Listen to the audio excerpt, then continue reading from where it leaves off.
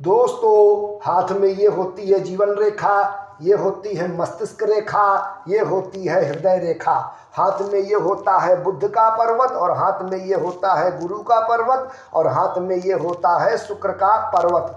बुध पर्वत के साइड में किनारे में कुछ आड़ी रेखाएं होती हैं, जिन्हें विवाह की रेखा कहा जाता है, प्रेम लव की रेखा कहा जाता है, प्रणय रेखा कहा जाता है, वैवाहिक सुख की रेखा कहा जाता है। जो आप मान लें, विवाह रेखा बुध पर्वत के साइड से किनारे से निकले और विवाह रेखा के अंत में एक स्टार का निशान बने, और गुरु के पर्वत में एक काला तिल का निशान बने, और शुक्र पर्वत में जीवन रेखा के पास एक दीप का निशान बने।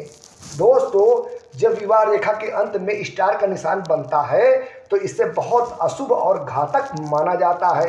स्टार का निशान सूर्य रेखा और मंगल रेखा में शुभ होता है। सूर्य रेखा और मंगल रेखा को छोड़कर किसी भी रेखा में स्टार का निशान बहुत अशुभ और घातक रिजल्ट जातक को प्रदान करता है। स्टार का निशान सूर्य रेखा और मंगल को रेखा को छोड़कर किसी भी रेखा में शुभ नहीं होता, बल्कि बहुत खराब और बुरे रिजल्ट जातक को देता है। विवाह रेखा के अंत में जब स्टार का निशान बनता है तो यह स्पष्ट इस बात का इशारा होता है कि विवाह के समय, शादी के समय ऐसी कोई दुखद दुर्घटना होगी, और वो दुर्घटना बड़े स्तर की होगी, और इस दुर्घटना में दूल्हा या दुल्हन की मृत्यु भी हो सकती है, या कोई भीषण बड़ी दुर्घटना हो सकती है। और यह दुर्घटना शादी के समय होती है, जब दूल्हा और दुल्हन के शादी की रस्में निभाई जाती हैं, और यह दुर्घटना किसी भी प्रकार की हो सकती है। लड़ाई झगड़ा हो सकता है, आगजनी हो सकती है, या गाड़ी से कोई भयंकर दुर्घटना हो सकती है, कोई बड़ा एक्सीडेंट हो सकता है। मतलब कुछ न कुछ ऐसी घटना होगी